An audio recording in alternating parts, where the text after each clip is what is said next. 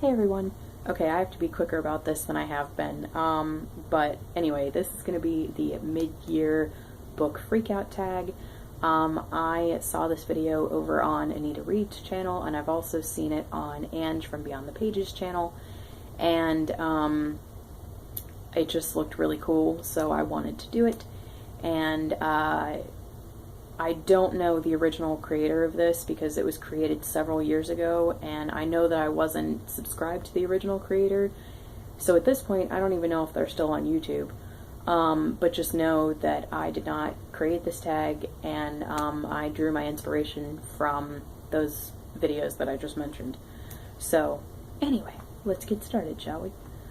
So first is Best Book of the Year so far in 2018, Wives and Daughters by Elizabeth Gaskell.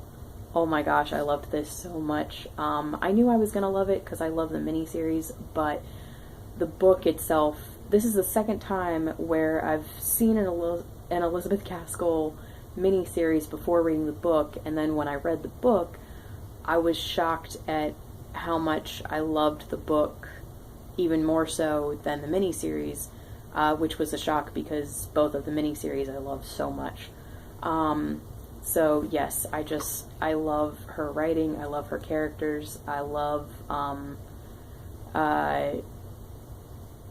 gosh, the feel of her works are just, I don't know, they're just so cozy and comforting, and oh, I loved it. And I also loved the reading experience for this one because I got to read it with like 8 or 9 other ladies, and so I really enjoyed getting to know them and like talking about the themes, the characters, her writing, the setting. It just made for a really great conversation. So yeah, that is definitely my favorite so far. Next, Best Sequel so far. That is The ABC Murders by Agatha Christie, which is the, I believe, 13th Hercule Poirot and the 3rd one that I've read this year. And it definitely ties with Murder on the Orient Express for me, which I read towards the end of last year. I really, really loved the characters, the twists and turns.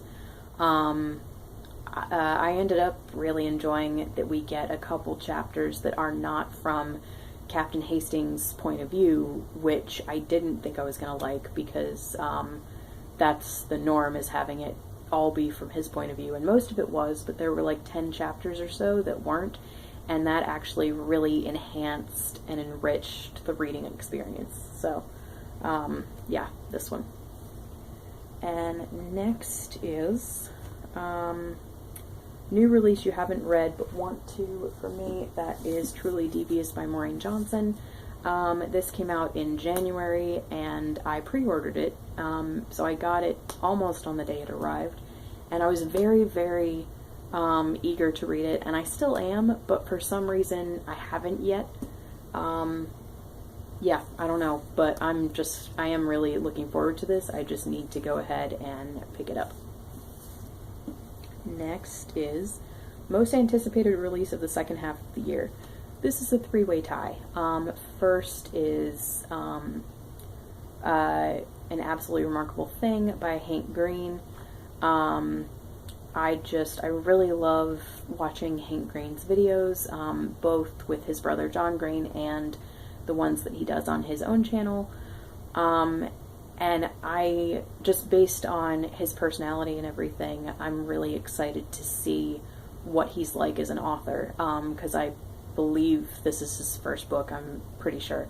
So yeah, I'm really excited to read that, and it comes out in September, and I'm going to try to pre-order it because I think he's signing pre-orders, so hopefully that's right. And then the other two, one actually comes out in 5 days. That is Spinning Silver by Naomi Novik. And okay, here's what's weird. I haven't actually read Uprooted yet, which is the first one, and I'm really excited to read Uprooted, but I honestly wouldn't mind reading Spinning Silver first, because I think you can, because I think they're only related because they're in the same world. I don't think they're closely connected enough that you have to read Uprooted first, but I have to double check that because I don't want to dive in to Spinning Silver and then have spoilers from Uprooted. But the reason I'm more excited to read Spinning Silver is because it is a Rumpelstiltskin retelling, and I know that, like, this is sort of, it's not the same, really, but I ended up really liking the character of Rumpelstiltskin watching Once Upon a Time. I really liked what Edward Kitsis and Adam, wait, did I get those last names right? Anyway, Eddie and Adam, the writers of Once Upon a Time, what they did with the character I really loved, and also Robert Carlyle performing the character is just, his portrayal of the character, that's what I'm looking for, is just completely amazing to me. And reading the Grimm fairy tale after watching Once Upon a Time, it is a terrible, it's a terrible fairy tale in comparison, because the character comes off as one-dimensional and an idiot in the original fairy tale. So it's flat out boring in comparison to the Once Upon a Time portrayal of this character. And so because of that, ever since Once Upon a Time, I've been so excited and eager for any kind of Rumpelstiltskin retelling that gives him any sort of background or enrichment of his story. And this just sounds really, really cool. I'm not sure yet. It sounds either like a gender bend Rumpelstiltskin, or like a female sort of descendant of Rumpelstiltskin retelling kind of thing. I'm not really sure which, but it sounds awesome, so I'm very excited about that. And the other thing that I am most excited for is this is the 20th anniversary of the publication of Harry Potter and the Sorcerer's Stone this year, so Scholastic is releasing a 20th anniversary set of the books, and they did the same thing with the 15th anniversary, but this time the cover illustrations are being done by Brian Selznick, who is pretty much my favorite children's illustrator of all time. He illustrated, before he started writing his own books, I should say first, he's the writer of Invention of Hugo Cabret, Wonderstruck, The Marvels. He might have another one coming out soon, I'm not really sure. But I've read Invention of Hugo Cabret, and I love it, and I have Wonderstruck on my TBR shelf, and I'm really excited for it. But before he started writing his own books, he was illustrating for other people, and or for other writers, and he illustrated most of the Andrew Clements books when those were coming out, and I read, I got really into those when I was in middle school, and so yeah, I just really, really loved those. So the idea that my favorite children's illustrator is illustrating my favorite, or illustrating the covers of my favorite children's series is completely awesome. The whole set is out individually right now, but it's coming out as a box set on August 28th, so I think I'm going to ask for it for Christmas, maybe, but it just, oh my gosh, the covers look so good, and I'm so excited for that. Okay, sorry, that was a long explanation. Okay, so next, biggest disappointment, The Fire Rose by Mercedes Lackey. It just, it's a Beauty and the Beast retelling, and I liked the characters, I liked her writing, I liked the magic system. The villains were kind of snooze fest worthy. Like, I was never scared of any of the villains.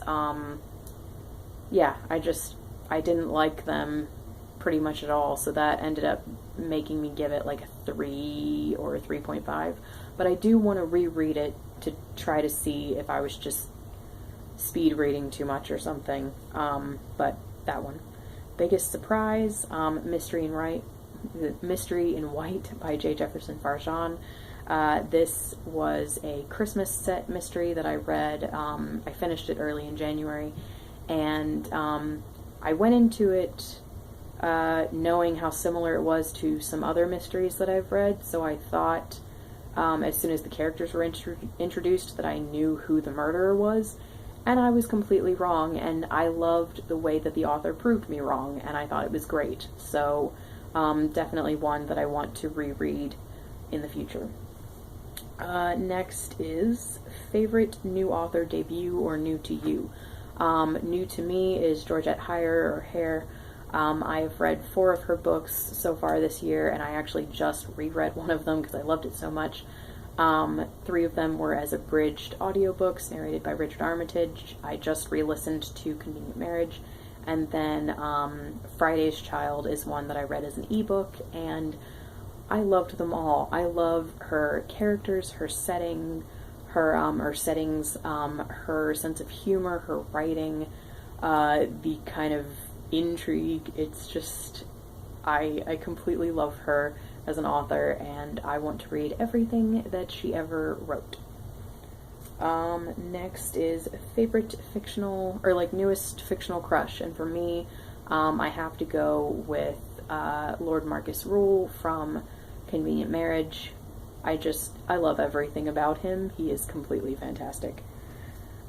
Next is newest favorite character, Molly Gibson from Wives and Daughters. She's not technically new to me based on the period drama, but from the book she's new because I just finished reading that. Next is book that made you cry. I think Curious Incident of the Dog in the Nighttime made me cry. I'm pretty certain that I cried at a couple points in that book. And then interjecting because I forgot to write it down, but the next question is favorite book to film adaptation, and I'm going to cheat a little bit. This was a book to play adaptation that then was filmed, so I saw it in the theater, and that was Curious Incident of the Dog in the Nighttime. The play was completely amazing, and I wish that I could find it on DVD so I could keep it forever because it was perfect. Next is a book that made you happy, Convenient Marriage by Georgette Heyer. It's amazing, and I can't quit smiling when I read it or listen to it. 12 most beautiful book you bought or received this year, and that would be Last Chronicle of Barset by Anthony Trollope, which I showed in my last video, so I'm not going to show it again, but I love it. I think it is gorgeous. Next is what books do you need to read by the end of the year? This is a longer list. I want to finally read Good Wives at some point. I need to read all of the Poirots up until the Christmas one, and including the Christmas one, by December. I want to finish the Anne of Green Gables series. This is the next one that I have to read. I want to read a couple book-to-movie adaptations. First is The Darkest Minds by Alexandra Bracken, and also Guernsey Literary and Potato Peel Pie Society by Marianne Schaefer and Annie Barrows. I want to read Outlander books 2, 3, and 4. I want to read Poldark books 5 through 8.